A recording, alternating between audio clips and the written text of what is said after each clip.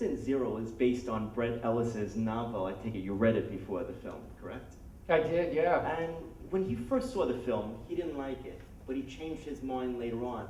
What changed his mind? Did you take him into a back room or something? Yeah, I'm not how did that guy, Andrew, how did that transformation actually happen? Because initially he was really against the movie, and then he became this huge proponent of the film. Well, I don't blame him. I mean, there's not a word of his book in the movie.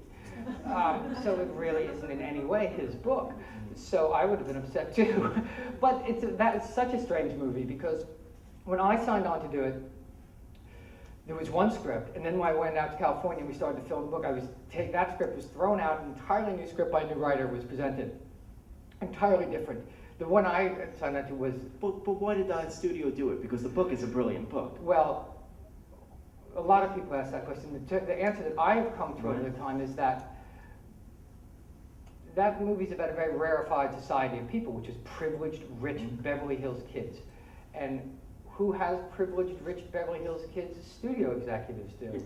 And they looked at that, and there was this amoral, horrible behavior going on, and they were like, no. And it was Nancy Reagan just say no era. So it's like, let's flush some cocaine down the toilet here. This is not what we're...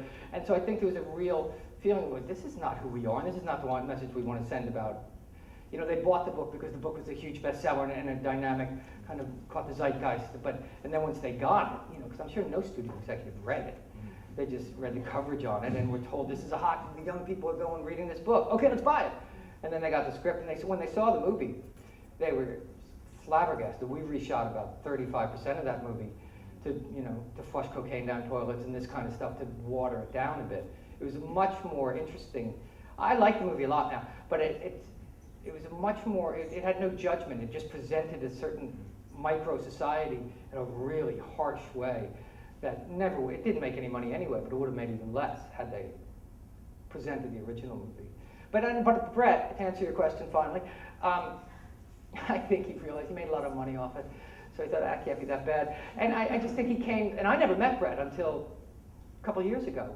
I did an audio version of his sequel to Lesson Zero called Imperial Bedrooms. I read that, and then we went and had dinner afterward, and we met finally.